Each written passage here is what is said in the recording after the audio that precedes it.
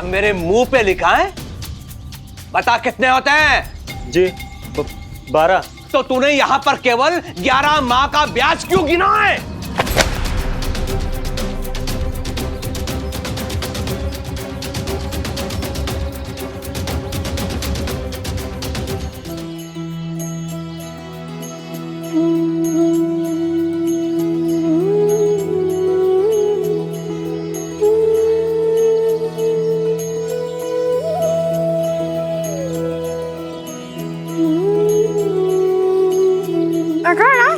बहुत अच्छा है,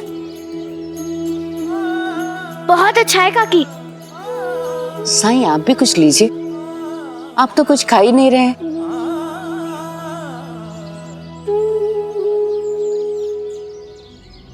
सहदेव, यहाँ आओ।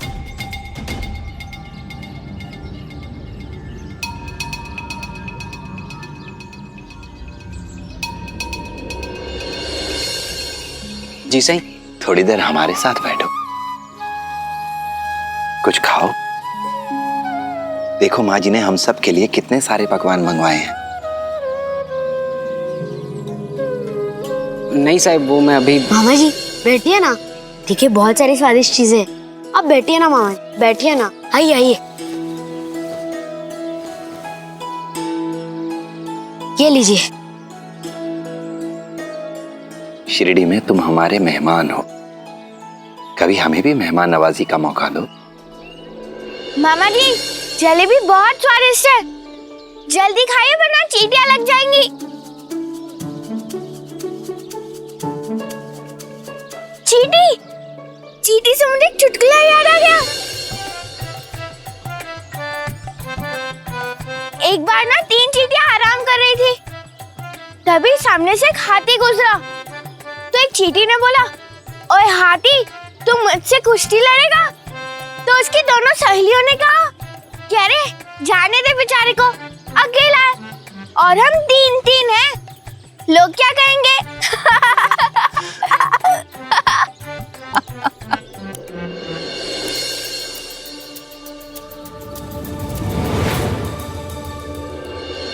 जिब्री दीदी आप क्यों नहीं हंस रही हो? बकवास था।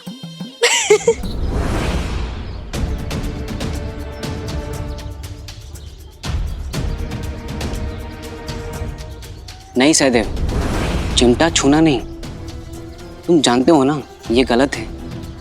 अरे सहदेव इतना मत सोच, चिमटा ही तो है, उठा लेना। नहीं सहदेव, केवल एक साईं है जिन्होंने तुम्हारे कला की कद्र की है,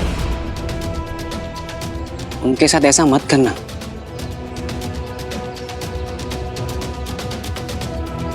अरे सहदेव उठा ले चिमटा, तू कोई खजाना थोड़ी लूट रहा। ले ले ले, उठा ले। नहीं सहदेव,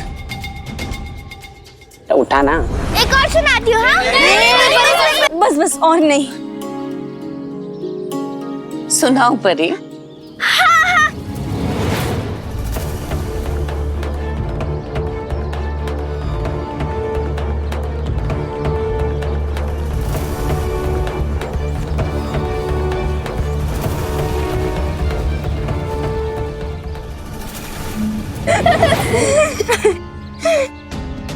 मामा जी आप क्यों नहीं हंस रहे?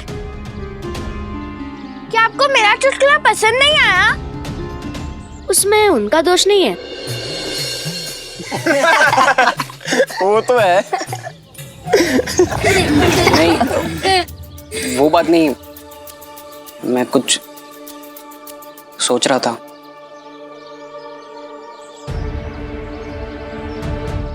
मुझे कुछ काम याद आ गया, मैं आता हूँ।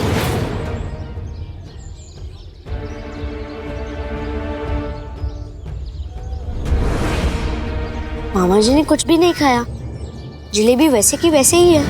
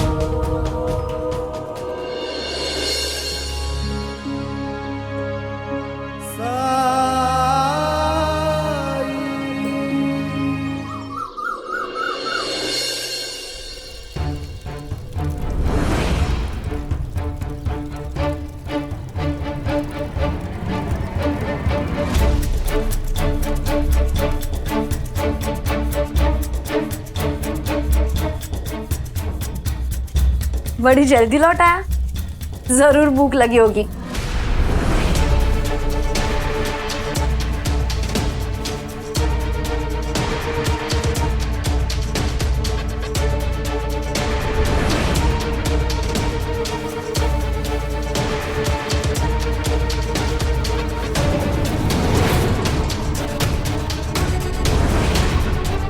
ये मैंने क्या किया?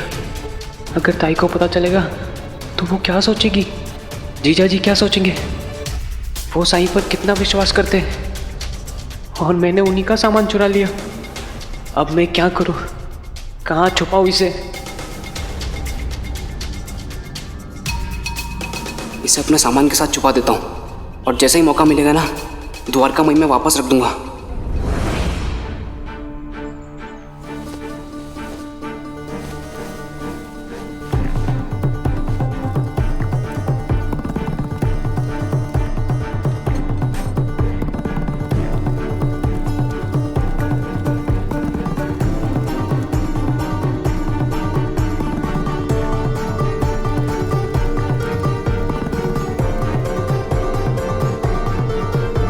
सहदेव,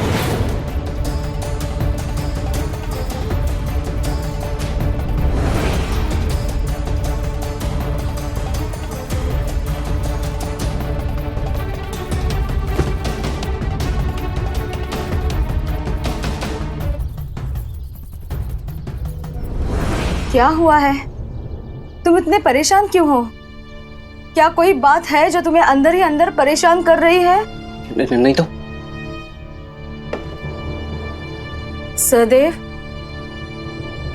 तुम जानते हो ना कि तुम अपने ताई के साथ कुछ भी बात कर सकते हो। अब मैं और छुपा नहीं सकता। ताई, मैं आपको बताना तो चाहता हूँ, लेकिन कैसे बताऊं? क्या बात है सहदेव? बोलो सहदेव। ताई, वो असल में क्या है ना। मामा, तुम भजे बना रही हो, मुझे भी दो ना, बहुत तेज भूख लग रही है। अभी लाई। बोलो सहदेव, क्या बात है? ताई वो कुछ नहीं ताई, वो घर की बहुत याद आ रही है। मैं हाथ पैर पहले धोने जा रहा हूँ।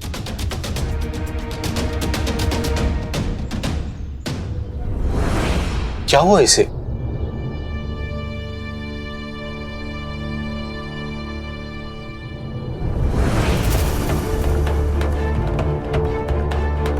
ये चिमटा?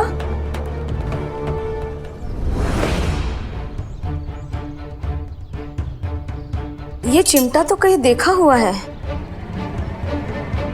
ये तो साईं का चिमटा है। ये यहाँ कैसे आया? वही तो, साई का चिमटा यहाँ कैसे आया? वही तो मैं भी पूछ रहा हूँ तुमसे। खैर जाने दो, मैं इसे साईं को देकर आता हूँ। हाँ, आओ, रुकिए। ये इसे ऐसे लेके जाइए। अगर किसी ने आपको देख लिया ये चिमटे के साथ तो बिना मतलब की बदनामी हो जाएगी। ठीक कह रही हो तुम, इसे ढक के ले जाता हूँ। हाँ।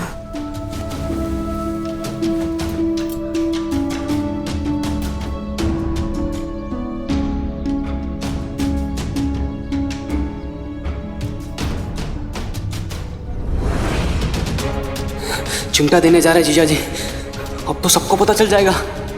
सब क्या सोचेंगे मेरे बारे में? क्या उसके बाद ताई जीजा जी मुझे यहाँ रहने देंगे?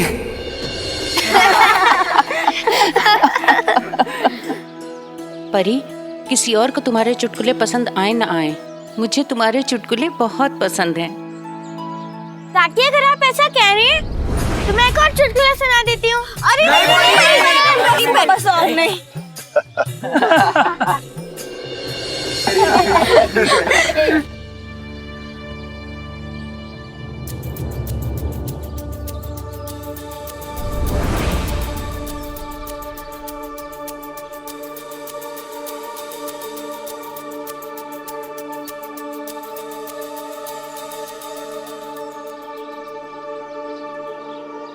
काकी, आप यहाँ?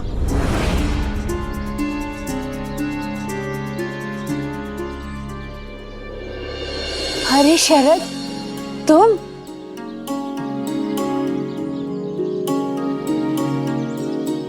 काकी, आप यहाँ कैसे? मैं गया था आपके घर आपसे मिलने।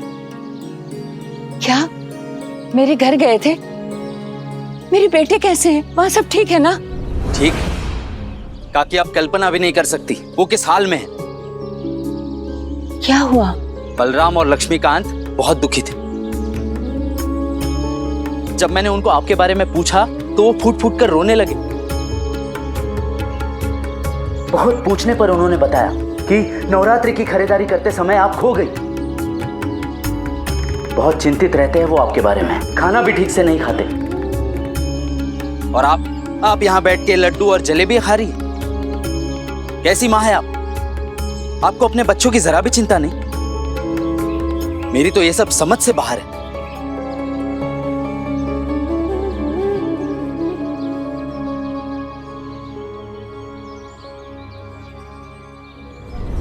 बताइए ना काकी, जब आप खो गई थी तो आप लौट कर राह तक क्यों नहीं गई?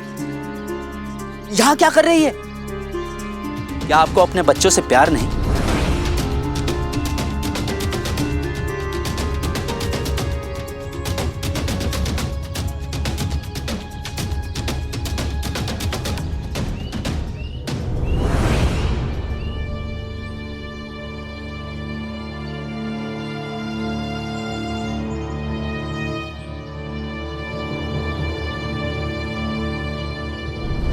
आपके दोस्त ने आपसे जो कुछ भी कहा, आपने उस पर विश्वास कर लिया। लेकिन क्या आपको वो दिन याद है जब आप अपने काम में व्यस्त थे और आपकी माँ की तबीयत खराब थी? उसी समय अपनी माँ को वैद्य के पास ले जाने के बजाय आपने ये तय किया कि अपना काम निपटाने के बाद ही आप अपनी माँ को वैद्य के पास ले जाएंगे। इससे पहले कि आपका काम पूरा होता, आपकी माँ की तबीयत बहुत खराब हो गई थी। और तब क्या कहा था आपने सबसे? आपने कहा था कि आपने अपनी माँ से बहुत बार कहा कि चलो वैद्य के पास चलते हैं, लेकिन आपकी माँ आपकी बात सुनती ही नहीं है। और अब जब उनकी तबीयत बहुत खराब हो गई है तो उन्होंने आपकी बात सुनी। मैं जानता हूं कि आपको अपने किए पर पछतावा था, लेकिन आप कभी इतनी हिम्मत नहीं जुटा पाए कि संसार के सामने अपनी गलती स्वीकार कर पाते।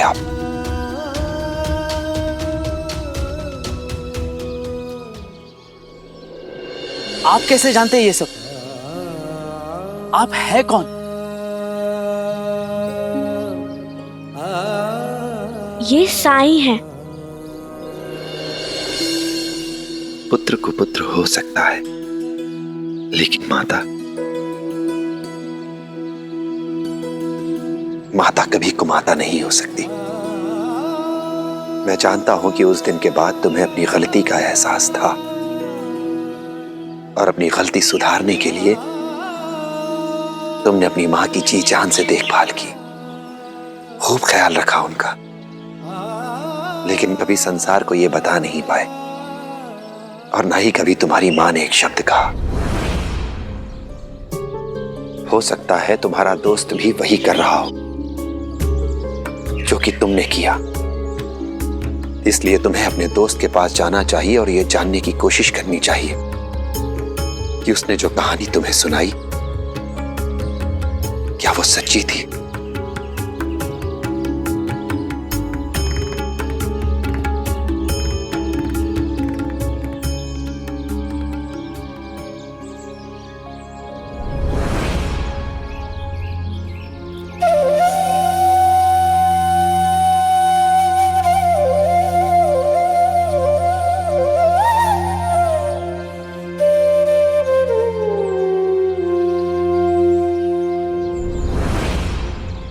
काकी, वो ऐसा क्यों कह रहे थे कि आप खो गई थी?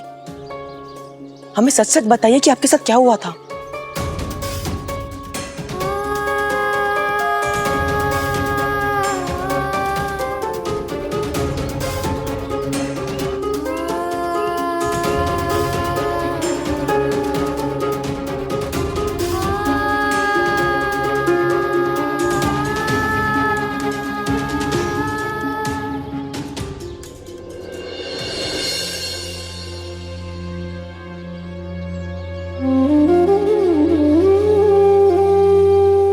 कब तक ये बोझ उठाकर चलेंगी आप?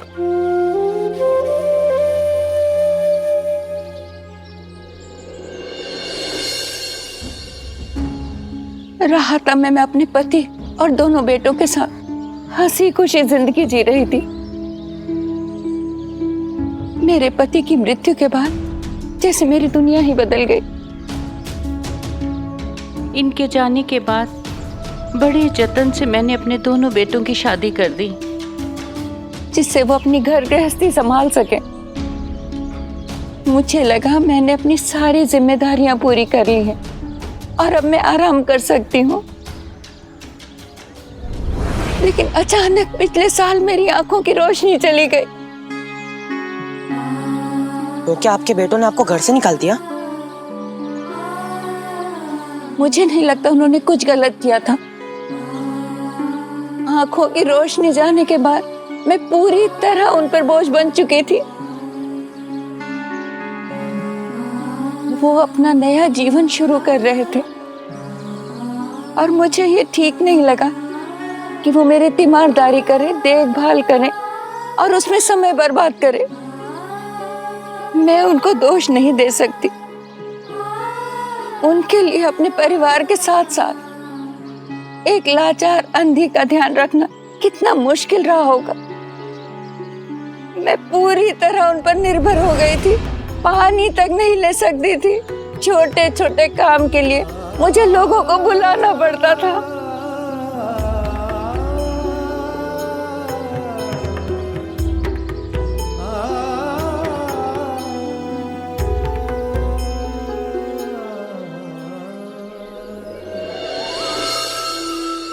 लेकिन अब आपके पास एक अलग परिवार है।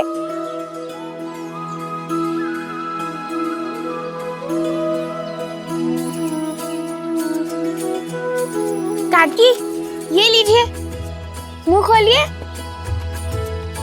पूरा खाइए। जब भी मैं दुखी होती हूँ ना, तब मैं थोड़ी मिठाई खा लेती हूँ। उसके बाद मुझे खुशी महसूस होती है। सही कहा बेटा तूने। मुझे भी खुशी महसूस हो रही है।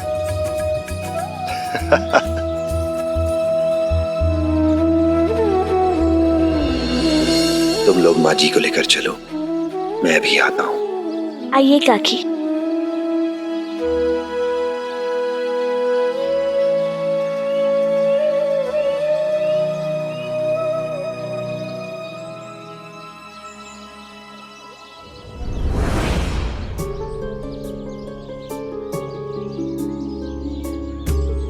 आओ श्यामा। लेकिन मैं तुमसे चिमटा नहीं लूंगा। सहदेव से जाकर कहो कि वो खुद आकर मुझे ये दे। तब तक मैं उसका यही इंतजार करूंगा। साईं को कैसे पता चला कि मैं चिमटा देने आया हूं? और वो सहदेव से ही चिमटा क्यों लेना चाहते हैं?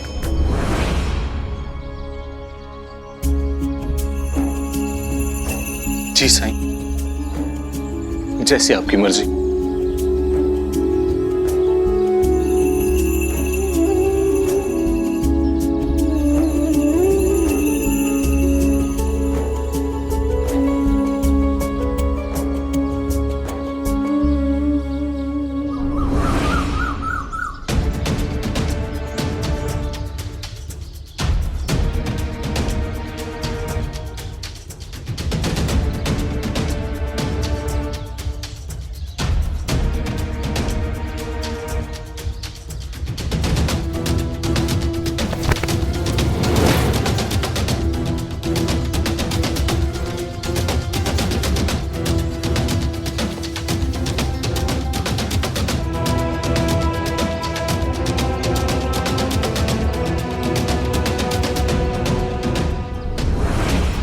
साईं ने मुझे क्यों बुलाया होगा?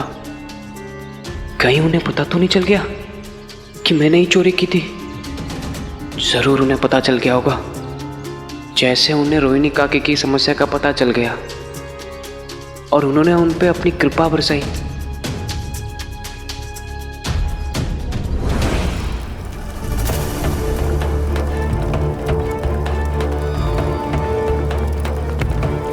साईं, साईं वो दिया गिरा, कुछ हुआ तो नहीं साईं? आप खुद ही क्यों नहीं देख लेती? साईं, मैंने आपको देख लिया साईं।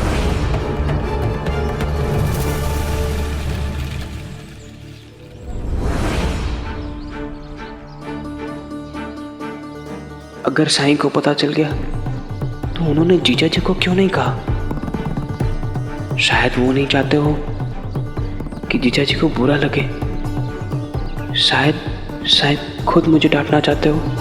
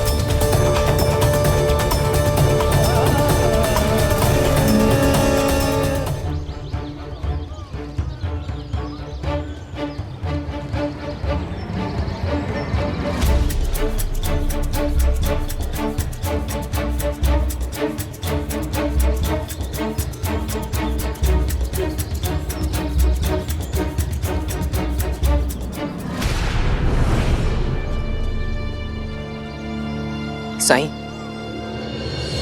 अरे वाह सहदेव, बहुत बहुत धन्यवाद। तुम मेरा चिमटा ले आए।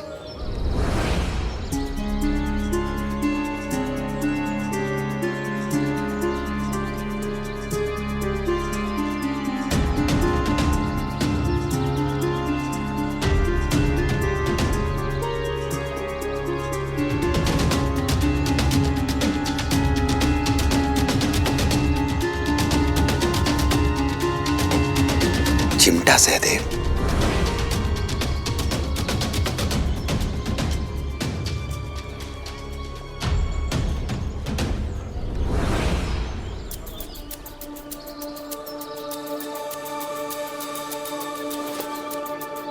साईं, आपको और कुछ नहीं कहना?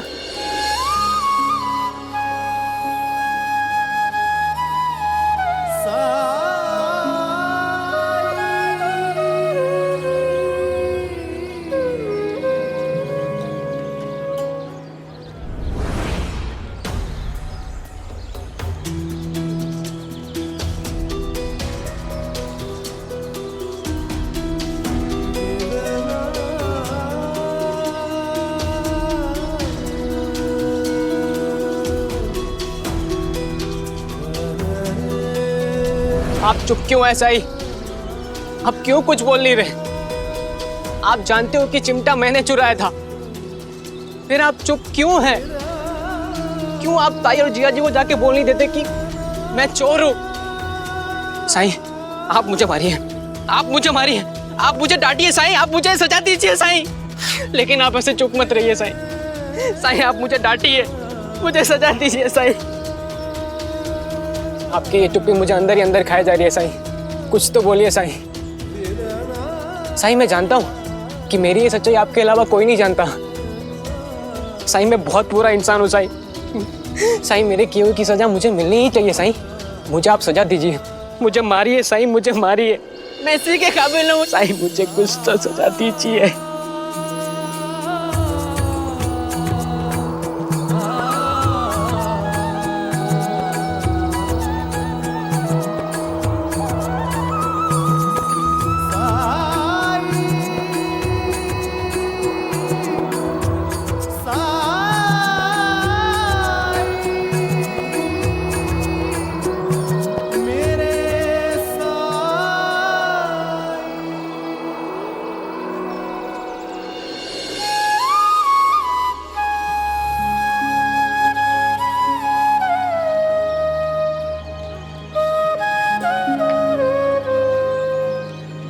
याद है तुम्हें? उस दिन जब लकड़ियां बांधने के लिए मैंने तुम्हें एक छोटी रस्सी दे दी थी और तुम सारी कोशिशें करने के बाद भी उसे बांध नहीं पा रहे थे, तो उस वक्त क्या कहा था मैंने? अगर हम अपनी इच्छाओं, अपनी जरूरतों के बोझ तले खुद को दबा महसूस करते हैं, तो फिर यह हमें ही तय करना होगा कि हम अपने जीवन की किन अनावश्यक वस्तुओं का त्याग कर सकते हैं। कैसे करूं सही? अगर मैं ये कर सकता तो आज मेरी ये हालत होती ही नहीं।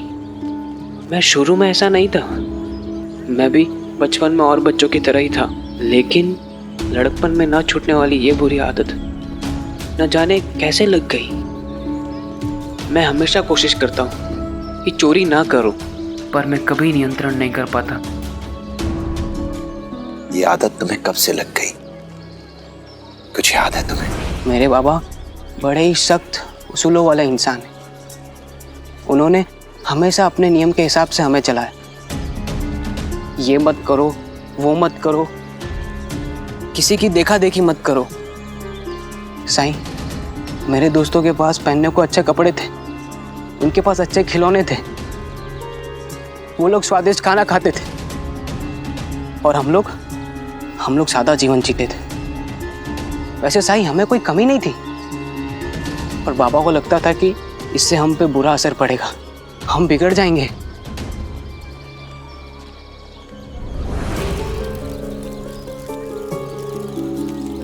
बाबा, क्या हुआ? जलेबी खाऊं? जलेबी खाएगा ताकि दांतों में कीड़े लग जाएं? एक आने की जलेबी 5 रुपए का खर्च, कोई जरूरत नहीं। चल।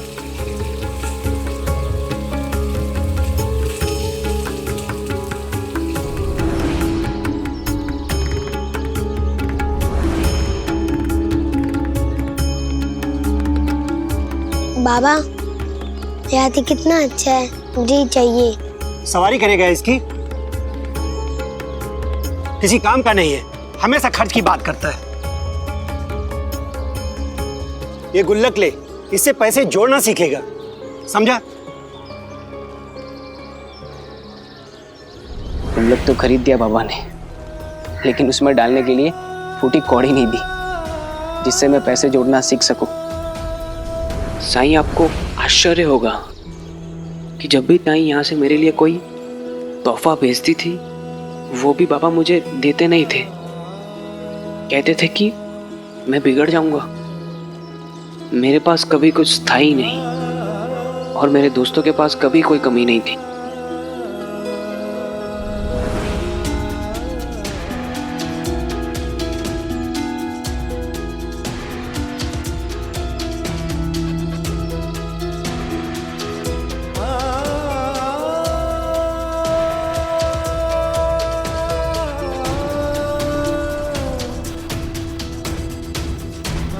मेरे दोस्तों के माता पिता अपने बच्चों को जो सामान खरीद कर देते थे, उन चीज़ों के लिए मैं तरसता था। मुझे बहुत बुरा लगता था कि वो सामान मेरे पास क्यों नहीं है। मैं उदास रहने लगा था। साईं, कुछ भी काम करने की इच्छा नहीं थी मुझे। फिर एक दिन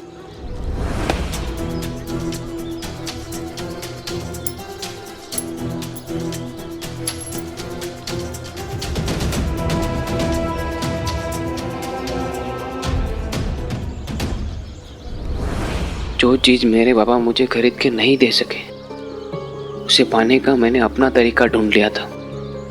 शुरुआत दोस्तों के चीज़ों से हुई, और धीरे धीरे पता नहीं कब ये आदत बन गई। आदत लत बन गई।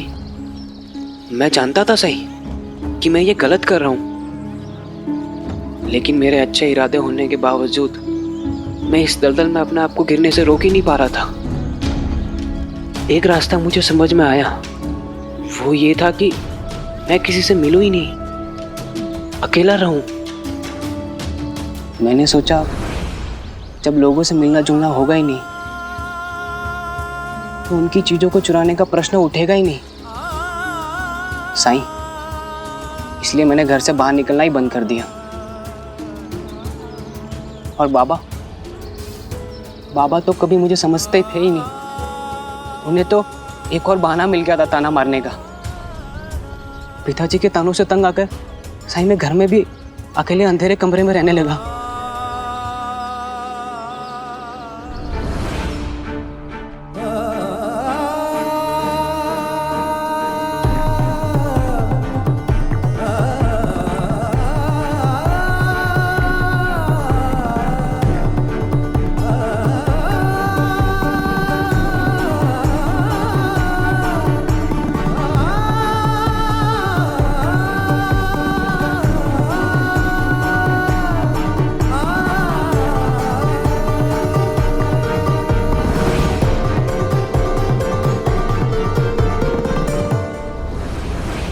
साईं, मैं जब भी घर से बाहर जाता हूँ तब वो चाहे किसी का घर हो या बाजार, मैं कुछ ना कुछ चुरा लेता हूँ।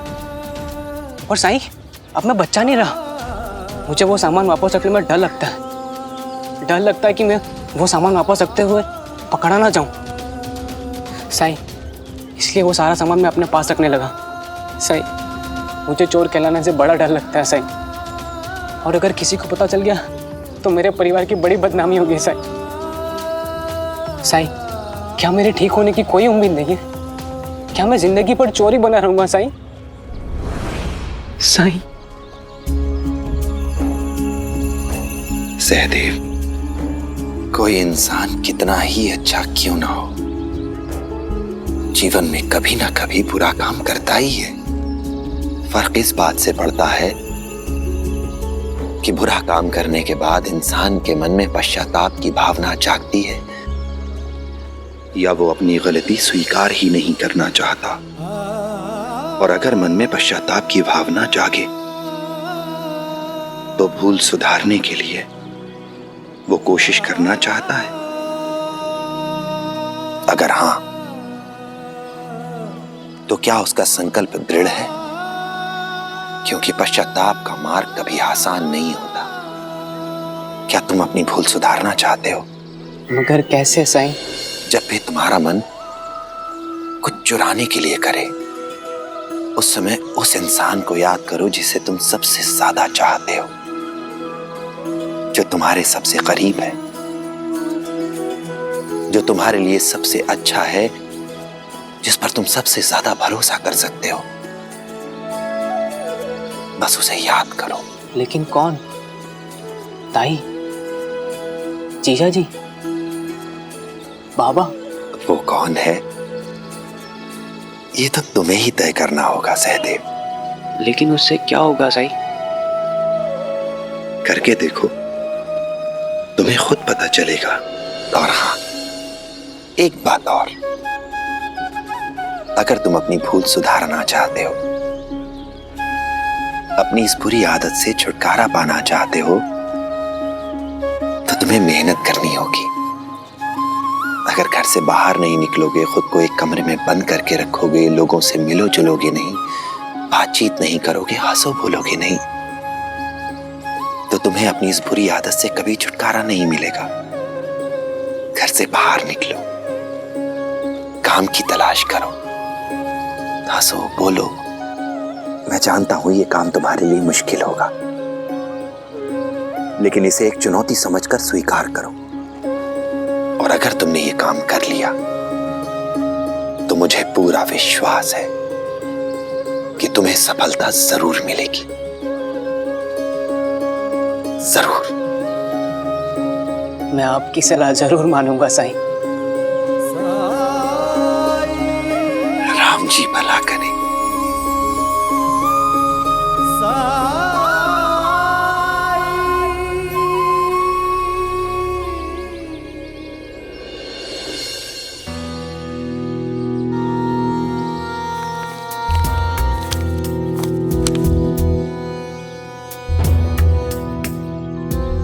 हरिओम हरिओम।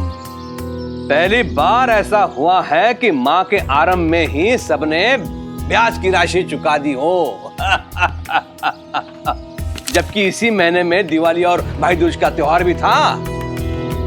देखा मूर्खों, गणपतराव की नस दबाने का परिणाम। पूरे शिरडी वासी मेरे मुट्ठी में आ गए। जी सरकार। इतना भय तो उनके मन में होना ही चाहिए कुलकर्णी सरकार के लिए, है कि नहीं?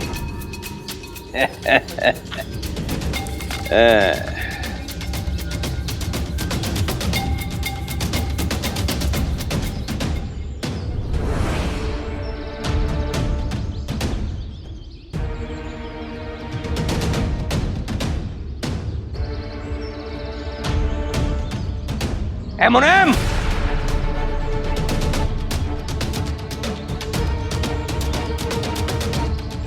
सटिया गया है तू? हाँ, दृष्टि चली गई है तेरी आंखों की। क्या हुआ सरकार? हुआ क्या है वो छोड़, पहले ये बता साल में माह कितने होते हैं?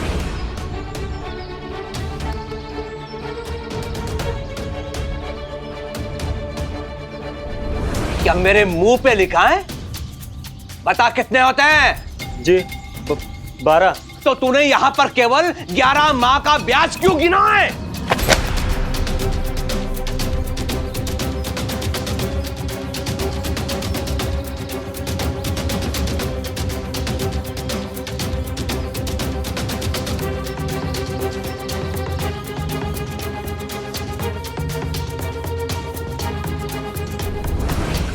गलती हो गई सरकार। गलती हो गई? ऐसे कैसे गलती हो गई तुझसे? अगर गलती करनी ही थी तो 12 माह की जगह 13 माह के ब्याज की गणना क्यों नहीं की? पैसे तो आ जाते हैं। न जाने तुमने और कितनी जगह चूक करके रखी है। मैं दोबारा से बही खाते की जांच करूंगा सरकार। शिरडी के साथ साथ दूसरे गांव का भी बही खाता देखना पड़ता है सरकार, इसीलिए। अच्छा, लगता है तुझ में काम करने का सामर्थ्य नहीं रहा अब मुनीम।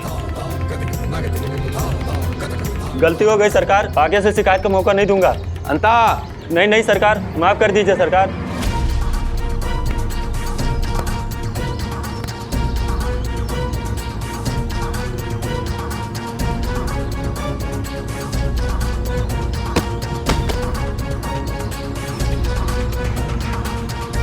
गलती हो गई सरकार। चल निकल जा यहाँ से, ओ वाड़े के आसपास भी मत दिखना, चल निकल।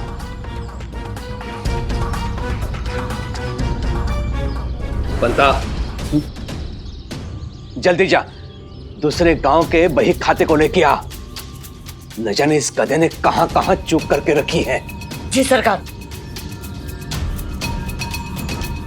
हरिओम हरिओम।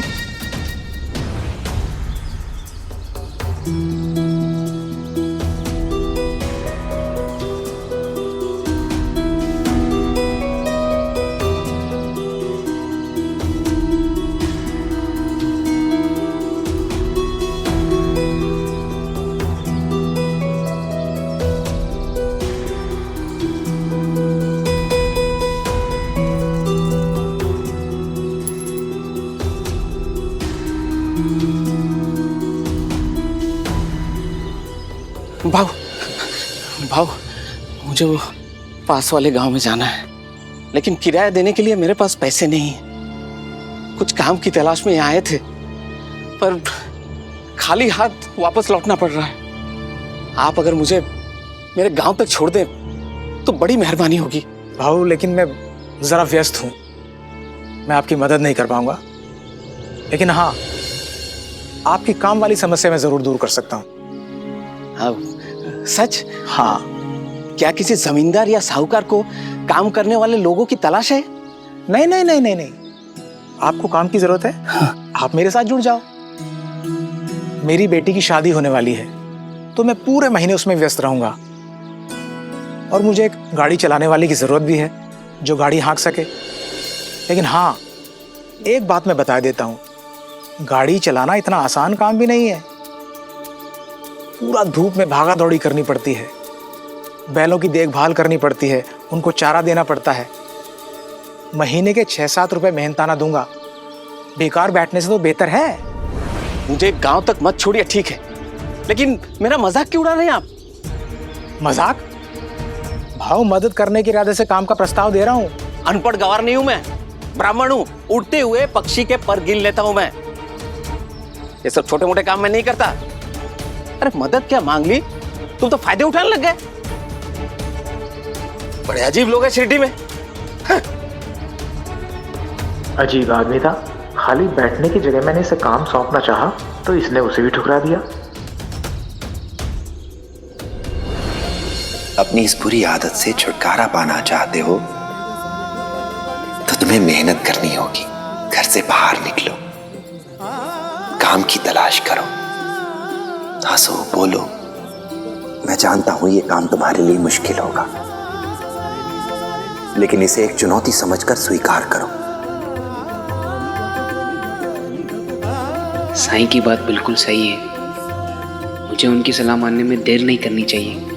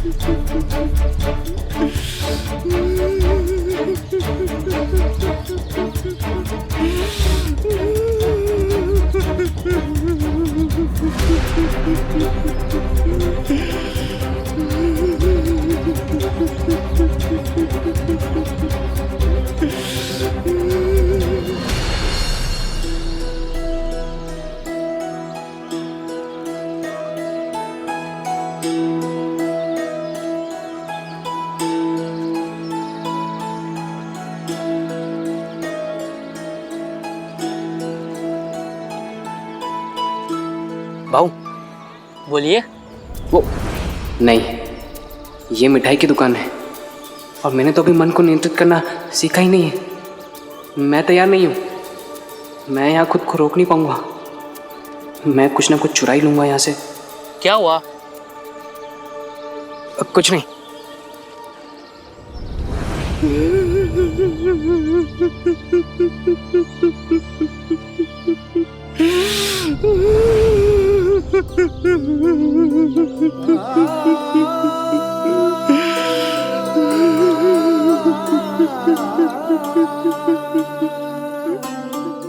क्या हुआ?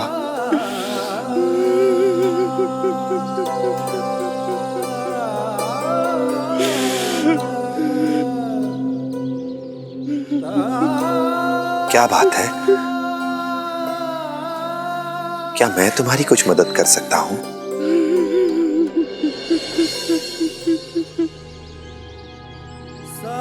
प्रणाम साईं।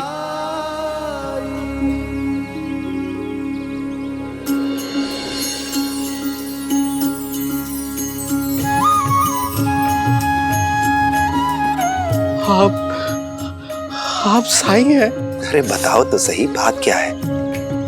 मैं भी कैसा मूर्ख हूं, अपनी तकलीफ में मैं तो भूल ही गया कि शिरडी में आप भी है। मुझे पूरा विश्वास है कि मेरी सब समस्याएं अब दूर हो जाएगी। मेरी मदद कीजिए साईं, मेरी मदद कीजिए।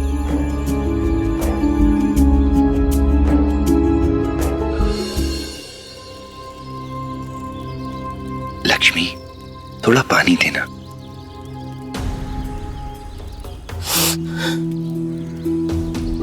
बैठ जाओ।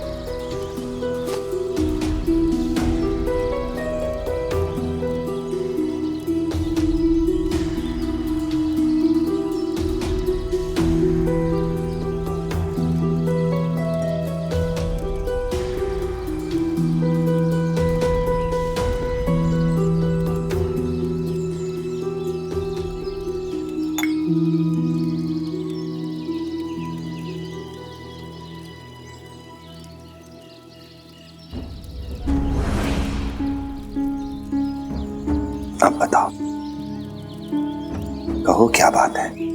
साई, मेरा नाम सौरभ है। बहुत गरीब ब्राह्मण कुल में मैं जन्म लिया।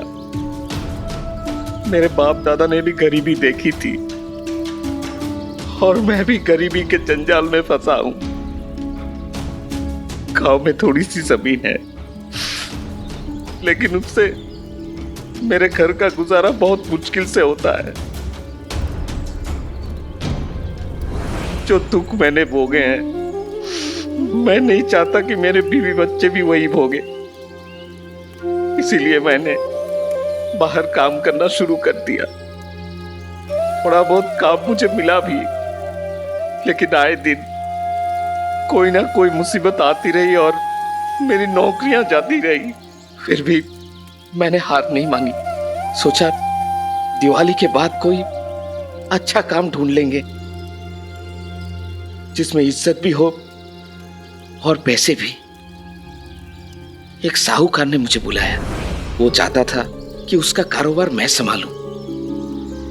इसीलिए मैंने मौके को लपकना चाहा।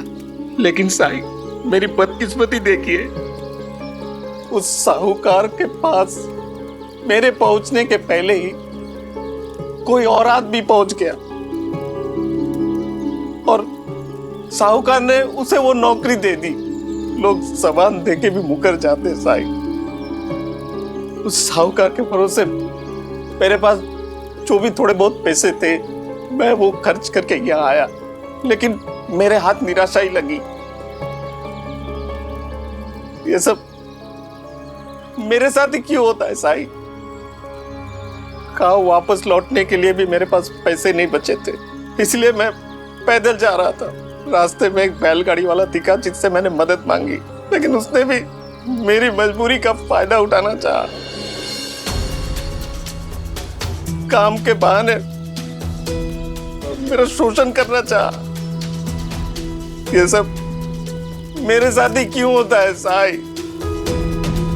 मेरे साथ ही क्यों होता है साई? मैं काम करना चाहता हूँ साई, फिर भी सब लोग मेरे साथ धोखाधड़ी क्यों करते हैं साई?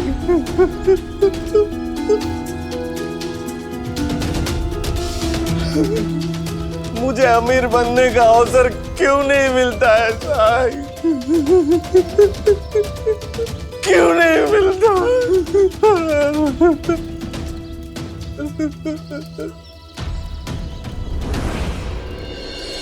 अरे जल्दी जल्दी करो। शेठ जी, मेरे अकेले से इतना सारा नहीं हो पाएगा। अरे साई का नाम लो, हो जाएगा।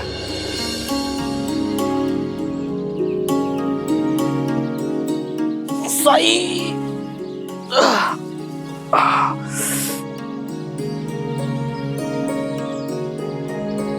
नमस्कार सेठ जी। सेठ जी, मेरे लायक कुछ काम है? काम तो है, लेकिन तुम्हारे लायक नहीं। तुम कर नहीं पाओगे उसे। नहीं, मैं कर लूंगा। मैं मेहनत करने से भागूंगा नहीं। एक बार आप मौका देकर तो देखिए। अच्छा, ये रखी बोरियां, बैलगाड़ी पर चढ़ाना है। एक बोरी के 15 पैसे दूंगा। शुक्रिया सेठ जी।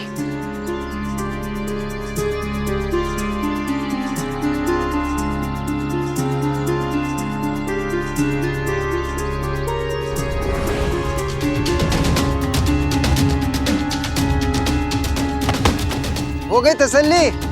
कहा था तुमसे, नहीं कर पाओगे। चलो चलो, मेरा समय बर्बाद मत करो। चलो निकलो यहाँ से।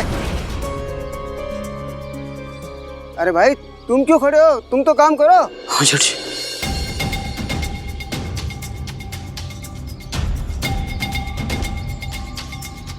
आए बड़ा काम करने वाला। चलो।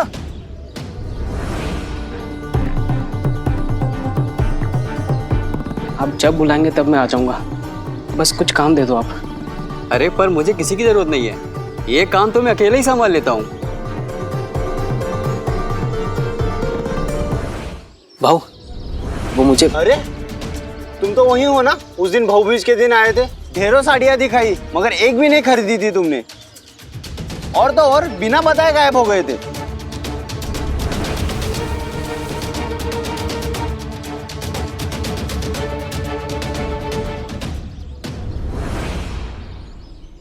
भाऊ, मैं टोपियों की सिलाई बहुत अच्छे से कर लेता हूँ। एक बार आप काम करते तो देखिए। अरे जाओ बाबा, यहाँ काम नहीं है, जाओ यहाँ से, निकलो निकलो जाओ। मेरा ही धंधा नहीं हो पा रहा है, मैं तुझे कहाँ से काम दूं? चल जा यहाँ से।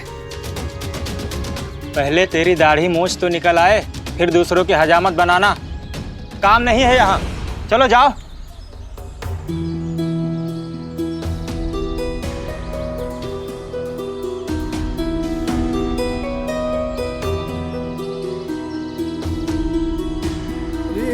पूरी शिरडी घूम ली, सबसे काम मांगा, लेकिन किसी ने भी काम नहीं दिया।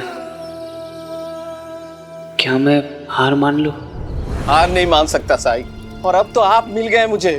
ये कोई संयोग नहीं है, मुझे लगता है कि मेरी किस्मत अब बदलने वाली है।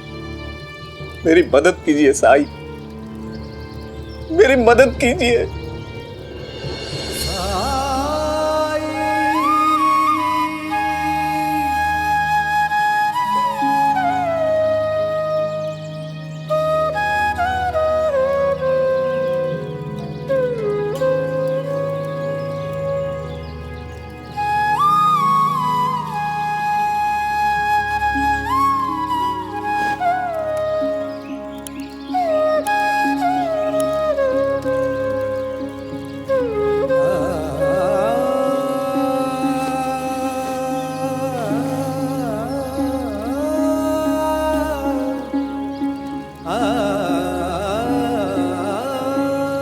शिरडी में काम ढूंढने के लिए भोर से अपने घर से निकले हो, कुछ खाया नहीं है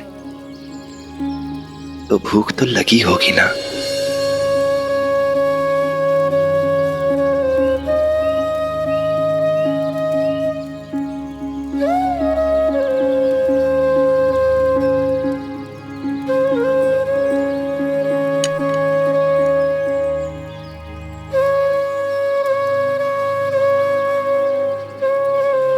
ये लो, कुछ खा लो।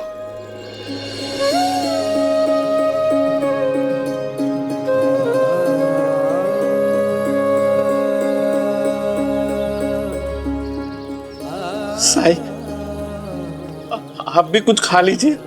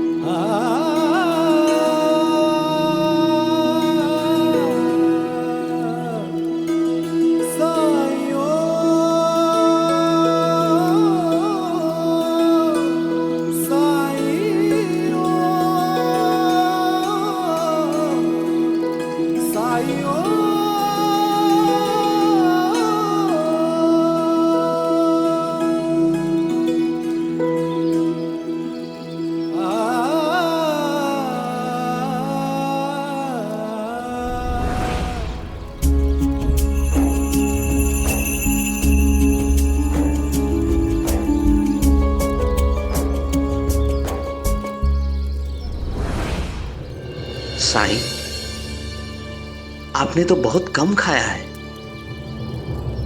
मैं जानता हूं तुम्हारी तरह तुम्हारा परिवार भी भूखा होगा, उन्हें भी खाने की जरूरत है, इसलिए उनके लिए खाना बांध कर दे देता हूं मैं। तुम अपने साथ ले जाना और जब घर पहुंचो तो उन्हें दे देना। साईं, बहुत सुना था आपके बारे में, आप बड़े दयालु हैं, बड़े दयालु।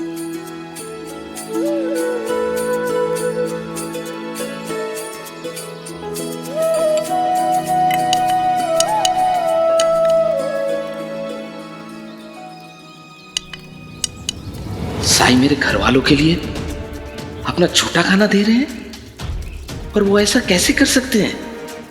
उन्हें बताया था मैंने कि मैं ब्राह्मण हूं, झूठन देकर वो मेरा अपमान क्यों कर रहे हैं?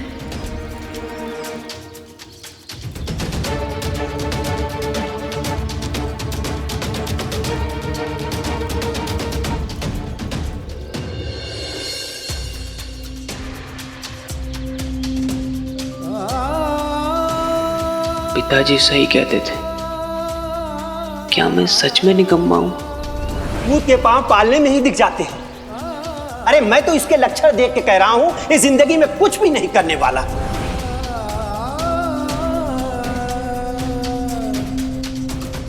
लगता है अब मेरे लिए कोई उम्मीद है ही नहीं। ताई और जीजा जी को भी ये पता चल जाएगा कि मैं वास्तव में क्या हूं। फिर मैं कहाँ जाऊंगा? संभाल के उठाना और जल्दी जल्दी करो, पूरा दिन इसमें मत लगाना, और भी काम है करने को। चलो जल्दी। लगता है किसी बड़े साहूकार का घर है, बहुत से लोग काम कर रहे हैं। शायद मुझे यहाँ कोई काम मिल जाए। न जाने कितने लोगों से काम मांगा, सबने मना कर दिया। एक बार यहाँ कोशिश करने में क्या है। इधर रखो कोने में और धीरे से। हाँ हाँ।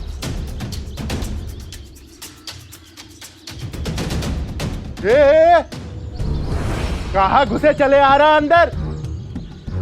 धर्मशाला है ये, चल भाग यहाँ से। नमस्कार भाऊ, मैं वो काम ढूंढ रहा हूँ। मेरे लायक कोई काम मिल जाता तो। अरे सुना नहीं क्या तूने? आज चला आ रहा है, चल निकल जा यहाँ से। बड़ा आया काम मांगने वाला, जैसे हमारे सरकार ने सबको काम देने का ठेका लेके रखा है। सरकार, एक बार मेरी बात तो सुन लीजिए। हरिओम हरिओम। कौन है ये मूर्ख? मेरी गिनती भुला दी इसने। क्षमा कीजिए सरकार, मैं आपको परेशान करना नहीं चाहता था। मैं तो बस आपके पास काम मांगने आया हूँ। बालकों के लिए मेरे पास कोई काम नहीं है, जाओ यहाँ से। सरकार, मैं कोई भी काम कर लूंगा सरकार। मैं बस अपने आप को काम में व्यस्त रखना चाहता हूँ। मैंने कहा यहाँ से जाओ, मेरी धैर्य की परीक्षा मत लो। सरकार जाओ। सरकार, सरकार ऐसा मत कीजिए सरकार। मेरे लायक कोई तो काम होगा सरकार।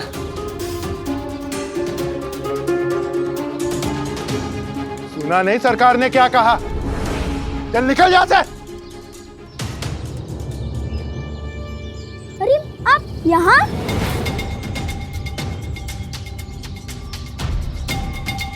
गोविंदा, इधर आ।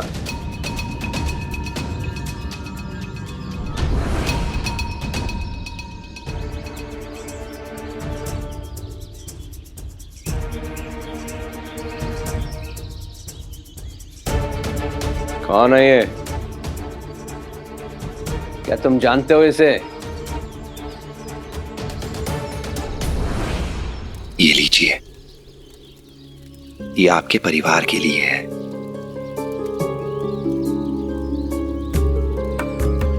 क्या हुआ, कोई समस्या है क्या? नहीं सही, कोई समस्या नहीं।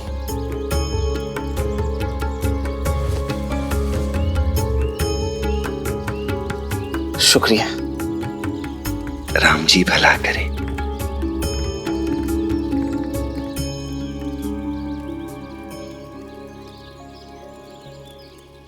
ये कितने अजीब हैं।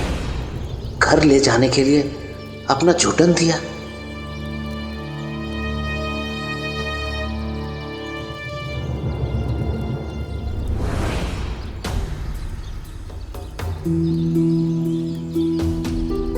इनकी पीड़ा और मन स्थिति मैं अच्छी तरह समझती हूँ साईं। अपने परिवार और खुद की तरक्की के लिए और खुद को आत्मनिर्भर बनाने के लिए मैंने भी जरी का काम शुरू किया था। मैं भगवान से प्रार्थना करूंगी कि जल्द से जल्द इनकी समस्या हल हो जाए और इन्हें मनपसंद काम मिल जाए। हुई है सोई जो राम रचि राखा।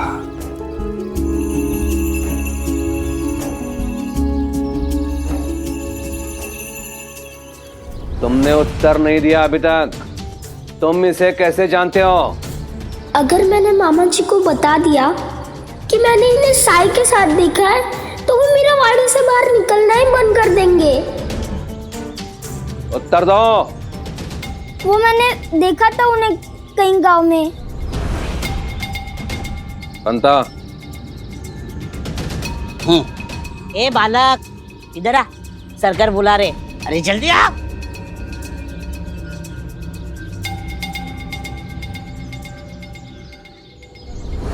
प्रणाम सरकार। क्या नाम है तेरा? सहदेव। पिता का? जी गजानन आपटे। गजानन आपटे, इसका अर्थ ये है कि तुम शिरडी के नहीं हो। जी सरकार, मैं अपने जीजा जी के यहाँ आया हूँ। क्या नाम है तुम्हारे जीजा का? वो अरे कामचोर, खाता है एक पसेरी का और एक मन भर की बोरी नहीं उठा सकता। गलती हो गई सरकार, मुझे माफ कीजिएगा सरकार। संता। ए, सरकार ने तुझे काम से निकाल दिया है, चल निकल जा यहाँ से। सुना नहीं सरकार ने क्या कहा? हाँ सर माफ कीजिएगा सर। यहाँ से चल चल निकल सरकार। चल जल्दी कर।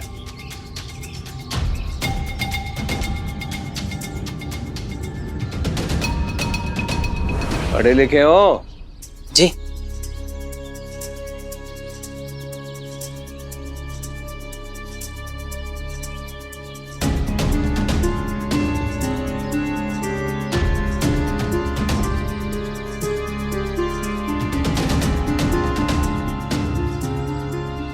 इसका हल निकाल सकते हो?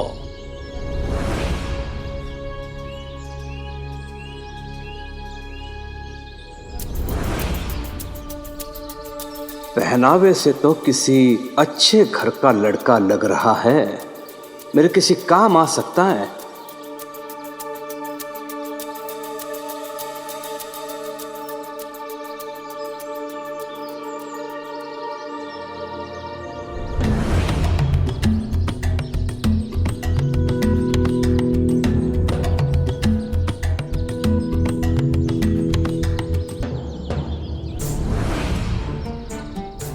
उत्तर तो बिल्कुल सही है। प्रमाण मिल गया कि ये शिक्षित है और हिसाब किताब भी कर सकता है, और फिर ये काम का भूखा है। कम दाम में इससे काम करवाऊंगा मैं। कितना पारिश्रमिक लोगे? सरकार, आपको जो मुनासिब लगे, मुझे तो केवल काम चाहिए।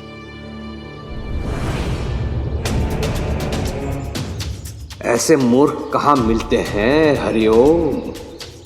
बिना पारिश्रमिक तय किए काम करना चाहता है भिखारी कहीं का। इसके सीधेपन का लाभ यदि मैं ना उठाऊं तो मुझसे मूर्ख कोई नहीं। हरिओम। ठीक है, कल से काम पे आ जाना ठीक 9 बजे। यदि विलंब किया तो समझ लेना कि मैंने तुम्हें काम से निकाल दिया है। बहुत बहुत धन्यवाद सरकार, मैं ये हमेशा याद रखूंगा, हमेशा आपका आभारी रहूंगा। जाओ।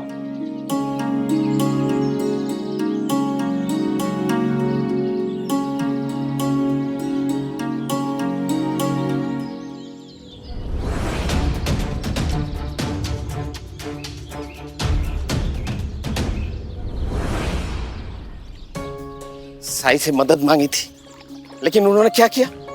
भिखारी समझ के झूठन दे दिया। मैंने उनका लिहाज करके रख लिया, लेकिन उन्होंने क्या सोच के दिया कि मैं गरीब हूं, मैं बच्चों को कुछ भी खिलाऊंगा। हाँ? ये तो वही बात हो गई, नाम बड़े और दर्शन छोटे।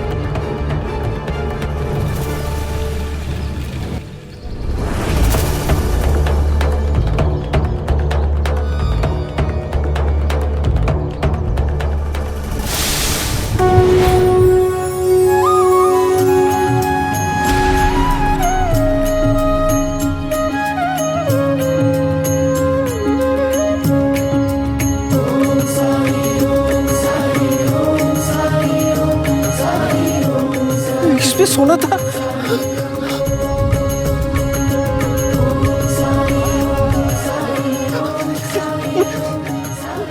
ये मैंने क्या कर दिया? तुम्हारा परिवार भी भूखा होगा, उन्हें भी खाने की जरूरत है, इसलिए उनके लिए खाना बांध कर दे देता हूं मैं। तुम अपने साथ ले जाना और जब घर पहुंचो तो उन्हें दे देना।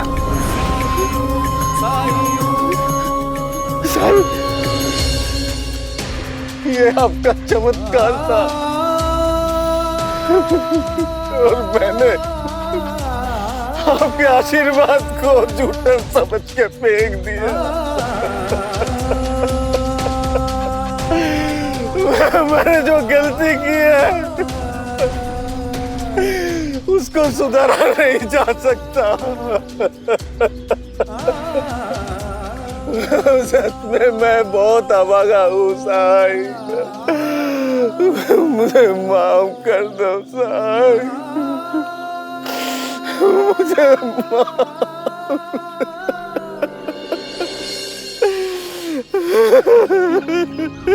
आपके आशीर्वाद को ठुकराने के बाद उसकी कीमत समझ में आई। आपने जो मुझे खाना दिया था वो मैंने अहंकार में आके फेंक दिया। कृपा करके मुझे वो चीज और दे दीजिए। मुझे बस एक मौका दीजिए साईं। जब पहली बार तुम मेरे पास आए तो रो रहे थे तुम और मुझसे पूछा था कि तुम्हें अमीर बनने का अवसर क्यों नहीं मिला। मेरे विचार से अब तुम्हें तुम्हारे प्रश्न का उत्तर मिल गया है। वो मालिक हम सबको मौका देता है और ये हम पर छोड़ देता है कि उस मौके को पहचान कर हम उसका लाभ उठा पाते हैं या नहीं। ऐसे ही मौके तुम्हारे जीवन में भी आते रहे होंगे, बस तुम उन्हें देख नहीं पाए। अपने अहंकार के अंधकार में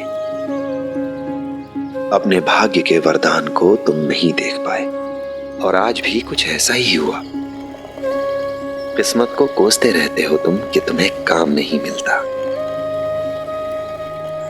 लेकिन हकीकत ऐसी नहीं है। साहूकार ने कल बुलाया था तुम्हें, लेकिन तुम तय वक्त पर नहीं पहुंचे और जब तुम नहीं पहुंचे तो उसने किसी ऐसे इंसान को काम पर रख लिया जो काम के महत्व को समझता हो, समय के महत्व को समझता हो।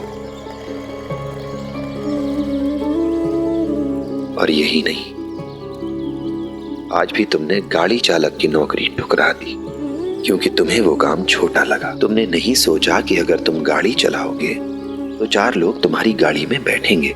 हो सकता है उनमें से किसी ऐसे व्यक्ति से तुम्हारी मुलाकात हो जाए जो तुम्हें तुम्हारी प्रतिभा, तुम्हारी योग्यता के अनुसार काम दे सके तुम्हें। या फिर सवारी लेकर तुम अलग अलग गांव में जा सकते थे, अपने मन मुताबिक काम ढूंढ सकते थे तुम, पर उस काम को भी तुमने छोटा समझकर ठुकरा दिया। ऐसे ही मौके आते रहे पर तुम उन्हें नहीं देख पाए। तुम तो किसी ऐसे काम की तलाश में रहे जिससे तुम रातों रात अमीर हो जाओ। और सौरभ, सफलता ऐसी है जैसे कि पर्वत के शिखर पर चढ़ना। एक एक कदम चलकर शिखर की ओर जाना होता है। तुम तो एक बार में ही शिखर पर जाना चाहते हो, और वो भी बिना एक भी कदम चले। कोई भी काम छोटा नहीं होता, हर काम एक मौका है, एक अवसर है संसार के लिए कुछ बेहतर, कुछ अच्छा करने का। कोई इस काम को कितनी ईमानदारी, कितनी जिम्मेदारी से करता है, फर्क बस इससे पड़ता है। समझ गया साईं, आपने बिल्कुल ठीक कहा। मुझे अपनी गलती का एहसास हो गया है साईं। आपने मेरी आंखें खोल दी। अब से छोटे से छोटा काम करने में भी मैं शर्म नहीं करूंगा। मुझे आशीर्वाद दीजिए, कि मेरी मेहनत लाए।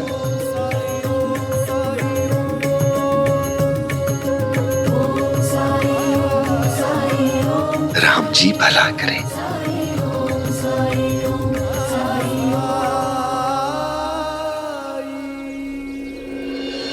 ये लो, मुंह मीठा करो। तूने मेरा दिल खुश कर दिया।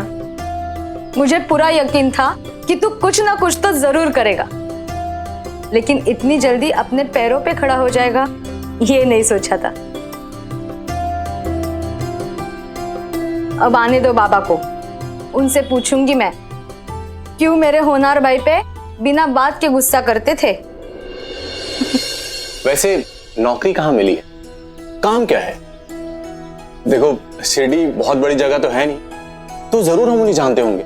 हे भगवान, ताई काम मिलने की खुशी में मैं इतना उत्साहित हो गया कि मैंने उनका नाम पूछा ही नहीं।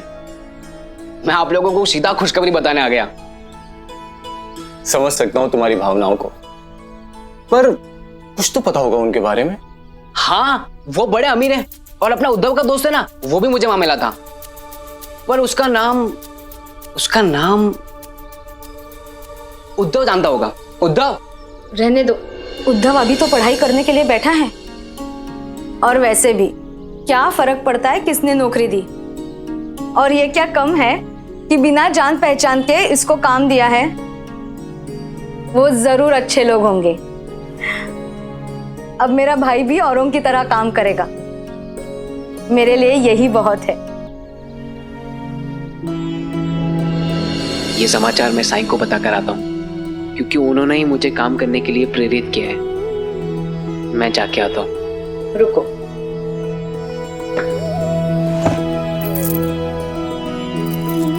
ये लो,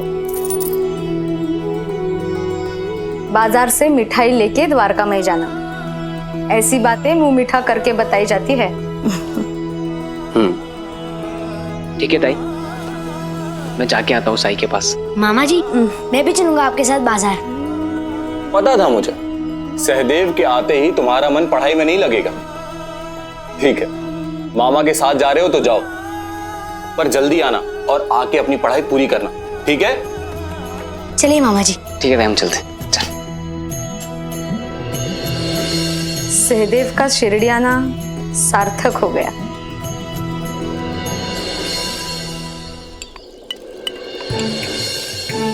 साई,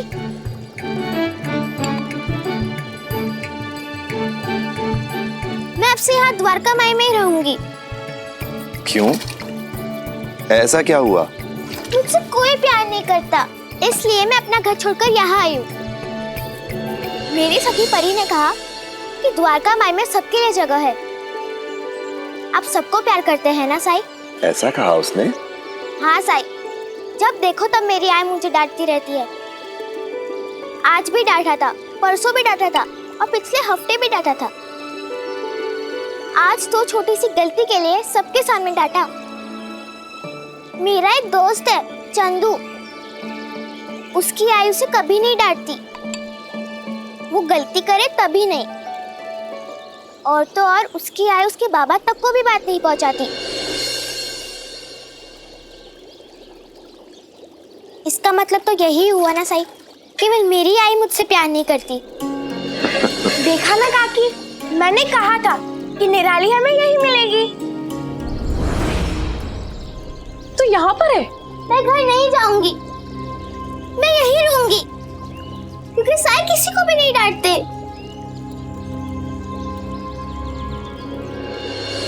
निराली कह रही थी कि आप उसे बहुत डांटती हैं। सही कह रही है ये, पर आप ही बताएं साई, अगर ये शैतानी करेगी, जिद करेगी, तो क्या मैं इसे लाड करूंगी, बिगड़ने दूंगी? नहीं ना। पर ऐसा क्या कर दिया निराली ने? अब कल ही की बात लीजिए, इसने इसके काका के घर पे घी से भरा मटका फोड़ दिया। वो लोग तो संकोच के मारे कुछ बोले नहीं, पर मैं तो चुप नहीं रह सकती ना। मैंने इसे 2 दिन तक घर से बाहर आने जाने पर रोक लगाकर इसे सजा दी है। इसकी और कारस्तानी बताती हूँ। पिछले हफ्ते पड़ोस में शादी थी, ये वहाँ बच्चों के साथ उधम मचा रही थी। दूल्हे के घर जाने वाली नई धोती पर हल्दी का कटोरा गिरा दिया। और भागकर घर आ गई और धोती भी छुपा दी। जब आई को वो धोती मिली तो आई ने उनको बता दिया कि मैंने क्या किया था और मुझे उन लोगों से माफी मांगनी पड़ी। आई, आप बाबा की नई धोती दे सकती थी ना, जिससे उन्हें पता ही नहीं चलता कि मैंने क्या किया था। गलती पर पर्दा डालने से गलत सही नहीं हो जाता। अगर आपके जगह चंटू की आई होती ना तो वो आपके जैसा कभी नहीं करती। साई, क्या अपने बच्चों की गलतियों पर उन्हें डांटना, सजा देना गलत है? निराली, तुमने सुना ना तुम्हारी आई क्या कह रही है? और तुम्हें क्या लगता है कि वो गलत है? हाँ साई। फिर ठीक है, लेकिन द्वारका माई में सभी को कुछ ना कुछ काम करना पड़ता है। इसलिए तुम्हें भी एक काम सौंपता हूं। वो घोंसला देख रही हो पेड़ पर? उसमें चिड़िया के छोटे छोटे बच्चे हैं जिन्होंने अभी तक उड़ना नहीं सीखा है। तो तुम्हारा काम है उन्हें खाना खिलाना। वो बड़े हो जाएं तब भी, और जब तक वो जिंदा रहें तब तक। ठीक है ना? लेकिन साई, जब वो बड़े हो जाएंगे तो क्या वो उड़ना सीखकर अपने लिए खाना तलाशने नहीं चाहेंगे? जब खाना उन्हें घोंसले के अंदर ही मिलेगा तो उड़ना क्यों चाहेंगे वो? पंछियों की माँ उन्हें उड़ना इसलिए सिखाती है ताकि बड़े होकर वो लोग अपने लिए खाना तलाश कर पाएं। चील, बाज जैसे खतरनाक पक्षियों से अपनी रक्षा कर सकें। लेकिन फिर भी जोखिम तो रहता ही है ना। सोचो अगर खाना उन्हें घोंसले में ही मिलने लगे तो कोई जोखिम नहीं, और फिर तो मां की भी कोई आवश्यकता ही नहीं है। नहीं, आई का कुछ पता नहीं चला। हम तो आसपास के गांव में भी चक्कर लगाकर आ गए, लेकिन सब बेकार रहा। पता नहीं किस हाल में हो गई आई। क्या तुम लोगों ने कोपरगांव, नीमगांव या फिर शिरडी जाकर देखा आई को? शिरडी क्या, अहमदनगर तक जाकर ढूंढ के आए, लेकिन कहीं कुछ पता नहीं चला आई का।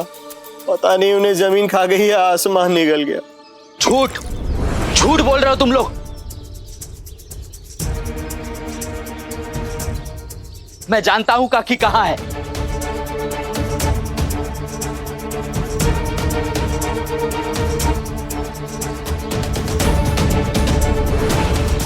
ये क्या कह रहे हो तुम? बलराम, लक्ष्मीकांत, तुम्हारा सच सामने आ चुका है।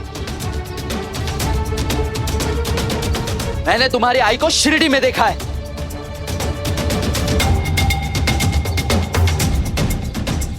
वो शिरडी में रह रही है। आप यहां कैसे? मैं गया था आपके घर आपसे मिलने। क्या मेरे घर गए थे? मेरे बेटे कैसे हैं? वहां सब ठीक है ना? हम सब में कोई ना कोई दोस्त जरूर है, लेकिन कोई अपनी मां के साथ ऐसे कर सकता है क्या? अरे मुझे तो शर्म आती है तुम्हें अपना दोस्त कहते हुए। लेकिन ऊपर वाले की कृपा है, तुम्हारी आई शिरडी में सुखी भी है और खुश भी, क्योंकि वो वहां अच्छे लोगों के बीच में जो उनके साथ इज्जत से, सम्मान से और प्यार से पेश आते हैं। और जानते हो, वहां उन्होंने अपना जरी का काम फिर से शुरू कर दिया।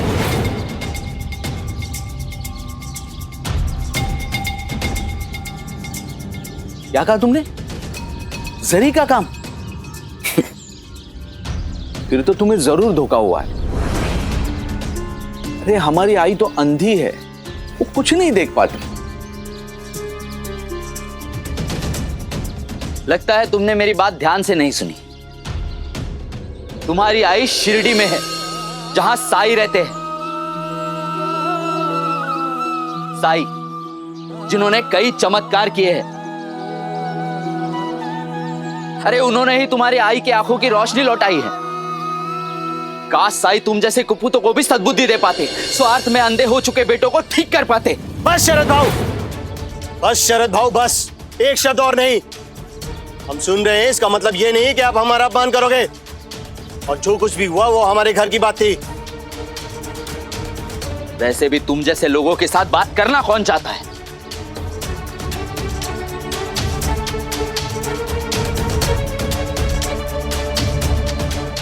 लक्ष्मीकांत क्यों जोश में अपने होश खो बैठता है? कुछ तो समझा कर।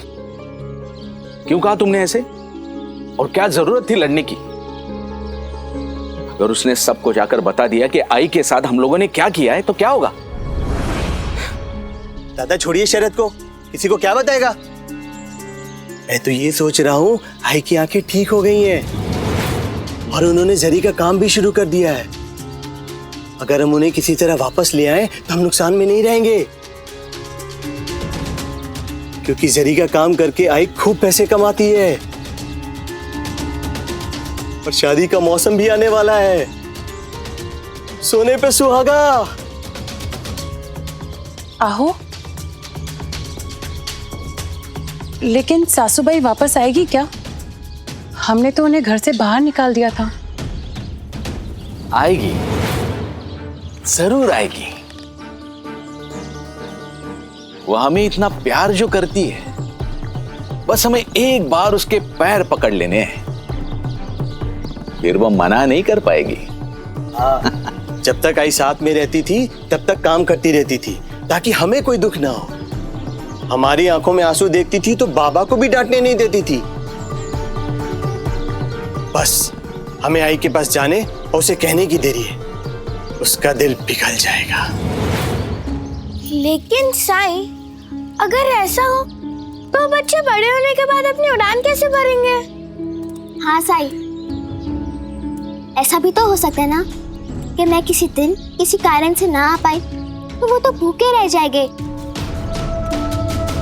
और अगर आंधी तूफान आया या फिर पेड़ गिर गया, डाली टूट गई, तो फिर उनका बचना मुश्किल हो जाएगा, फिर वो तो उड़ ही नहीं पाएंगे। तो तुम लोग ये कहना चाहते हो कि पंछियों की माँ उन्हें जो सिखाती है वो कोई और नहीं सिखा सकता। ठीक इसी तरह जब तुम्हारी माँ तुम्हें डांटती है तो वो भी तुम्हें कुछ सिखा रही होती है। सिखा रही होती है कि जीवन में क्या करना चाहिए और क्या नहीं। और सिखाने के बीच में अगर वो तुम्हें डांट दे या तुम्हारे घर से बाहर निकलने पर पाबंदी लगा दे तो वो भी केवल इसलिए ताकि तुम्हें याद रहे कि तुमने क्या गलत किया था। लाड़ प्यार तो पड़ोसी भी दिखा सकते हैं, लेकिन माता पिता हमें गलत से सही की ओर ले जाते हैं।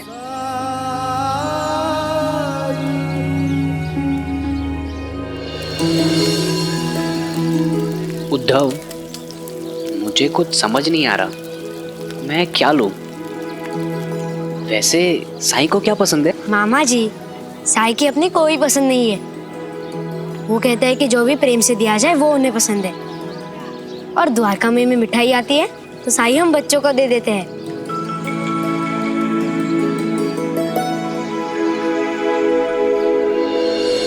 ये बेसन के लड्डू ले लीजिए। ठीक है भाऊ, एक काम कीजिए, 8 आने की ये मिठाई और 8 आने की ये मिठाई दे दो। ठीक है, ये लीजिए। ये ताई को पसंद है।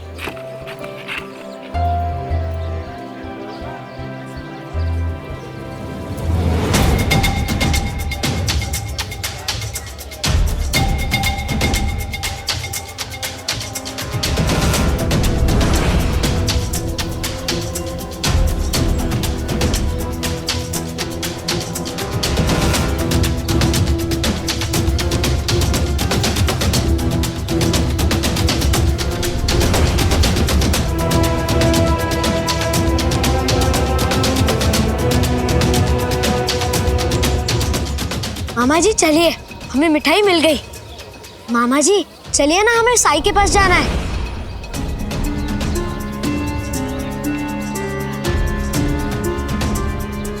हाँ चलते ना, चलो।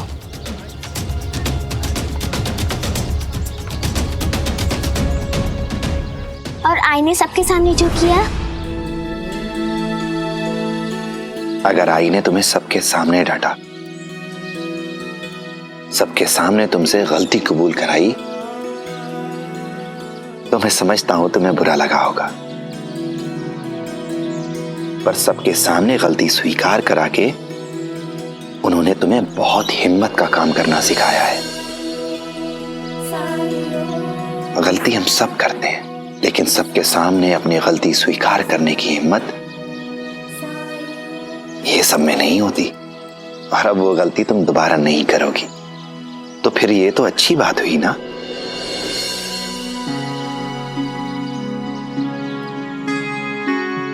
निराली, सोचो, अगर तुम्हारी आई भी तुम्हारी गलती छुपा लेती,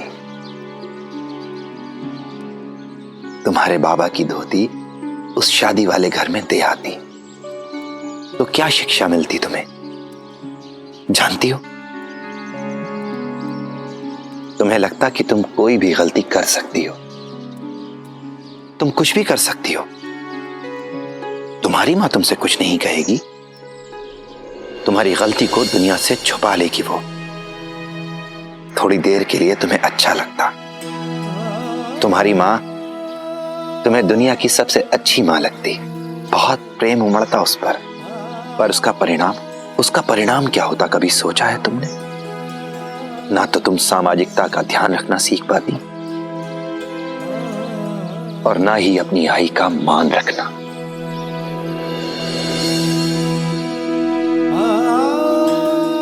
मां संसार में सबसे बड़ा शुभचिंतक है, इसलिए उसकी कोई भी बात अस्वीकार करने से पहले सोचना चाहिए, सुनना चाहिए कि आखिर वो कहना क्या चाहती है।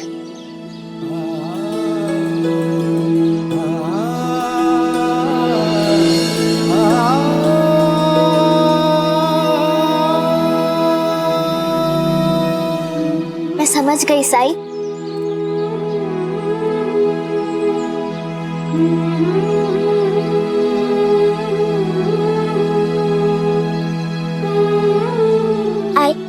अब से मैं आपकी हर बात मानूंगी।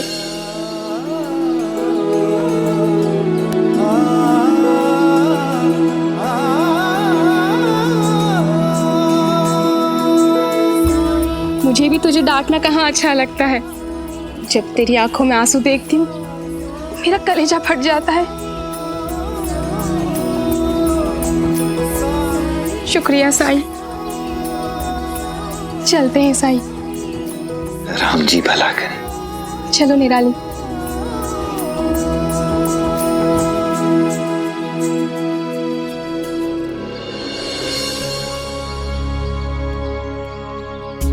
सही कह रही थी निराली की माँ, कोई भी माँ अपने बच्चों की आंखों में आंसू नहीं देख सकती। मैं भी अपने बेटों को रोते देखती थी ना, उनकी हर बात मान लेती थी।